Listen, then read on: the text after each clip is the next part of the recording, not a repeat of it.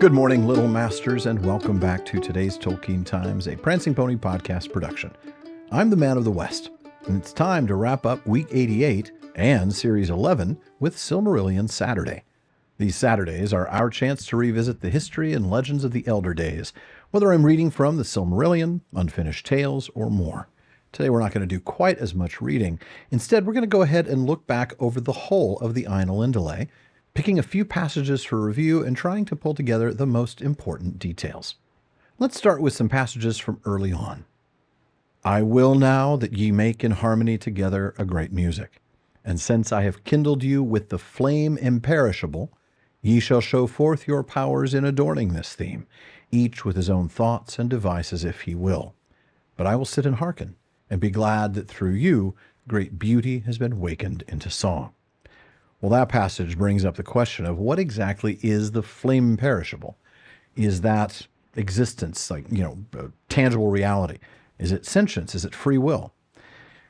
I think that's more what the secret fire is, and we'll get to that next. I tend to think of the flame imperishable as that quality of Iluvatar that exists nowhere else, the power to create independently. Not to subcreate, not to twist and corrupt an already existing creation, but to create from nothing. That leads us, of course, to the secret fire, and we get a passage about that right after. Then the themes of Iluvatar shall be played aright, and take being, he uses a capital B there, in the moment of their utterance. For all shall then understand fully his intent in their part, and each shall know the comprehension of each. And Iluvatar shall give to their thoughts the secret fire, being well pleased.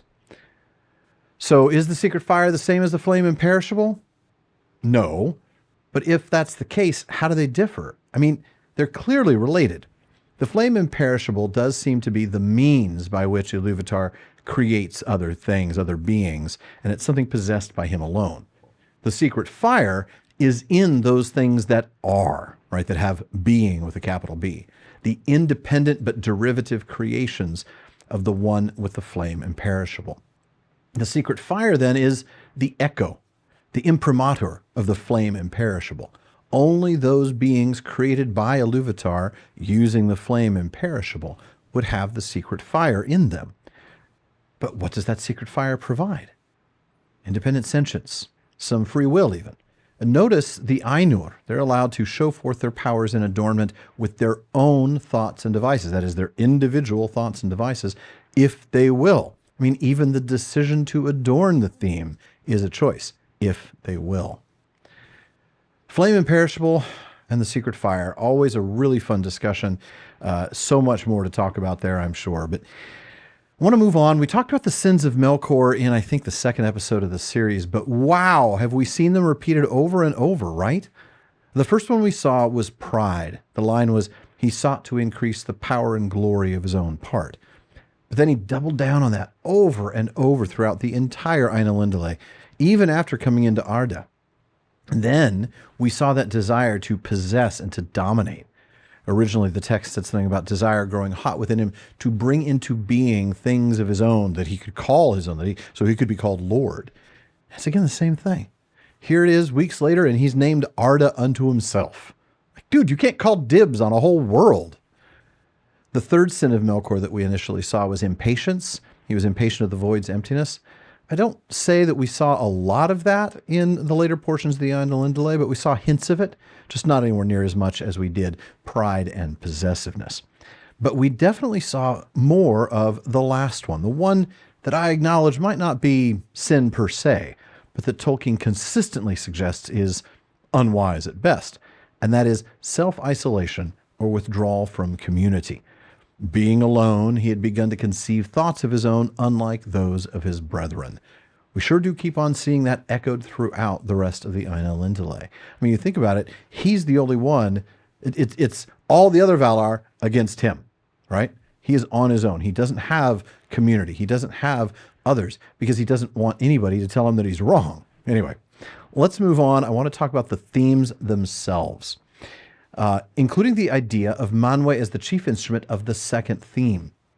Because when we get to the suggestive line in the third theme, how it was slow and blended with an immeasurable sorrow from which its beauty chiefly came, I saw that as maybe a suggestion that Nienna was, behind the third theme, just like Manwe was behind the second theme.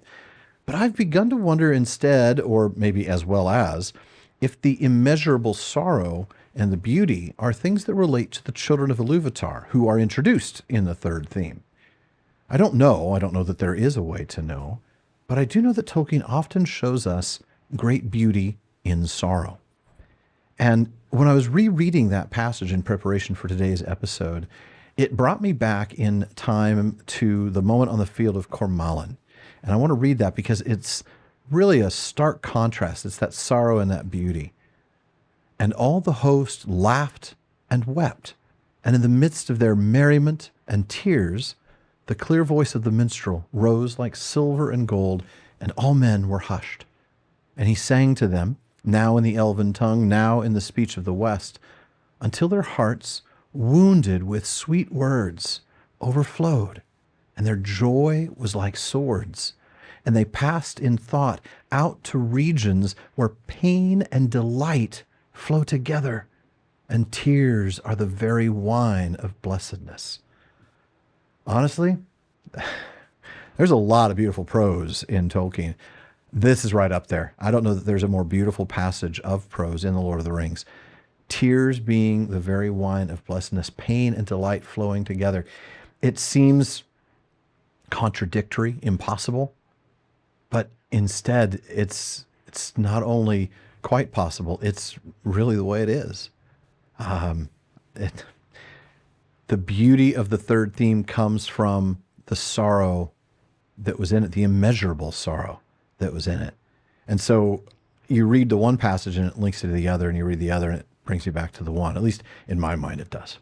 Then we get that reminder about the evidence of Iluvatar remaining there for those in Middle-earth in the sound of the water. It is said by the Eldar that in water there lives yet the echo of the music of the Ainur, more than in any substance else that is in this earth. And many of the children of Iluvatar hearken still unsated to the voices of the sea, and yet know not for what they listen. I love that. Not much to say about it. It's just one of my favorite things. The other big concept, though, the one that sticks with me, not just through the Ainulindalë, but through the Legendarium as a whole, is the idea that Iluvatar isn't surprised by any of these things going sideways, right? As he explains to Melkor, he that attempteth to alter the music of my despite shall prove but mine instrument in the devising of things more wonderful. And we saw a perfect example of this at the end of last week's reading as we concluded the Ainulindalë. Though nowhere and in no work was their will and purpose wholly fulfilled, and all things were in hue and shape other than the Valar had at first intended, slowly nonetheless the earth was fashioned and made firm.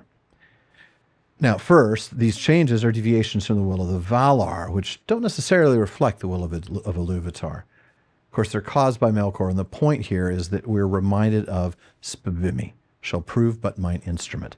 Even this imperfect state is part of the overall plan and not outside the knowledge of Iluvatar. And folks, that does it for this week's Silmarillion Saturday, and for this series of today's Tolkien Times. Quick reminder, I do take a 3-week break after every 7-week series, so the TTT will return with Series 12 and Week 89 on August 11th. In the meantime, please be sure to visit patreon.com/TolkienTimes to learn how you can get an ad-free feed, bonus episodes, and become a part of my content council to help me decide what I'm going to talk about next series. For those of you listening to it on a podcast, be sure to subscribe to the show in your podcast apps. For those on YouTube, click the little subscribe button down there, get all of the PPP productions, and be sure you're following @PrancingPonyPod on your social media. Finally, as Faramir says, go with the goodwill of all good men.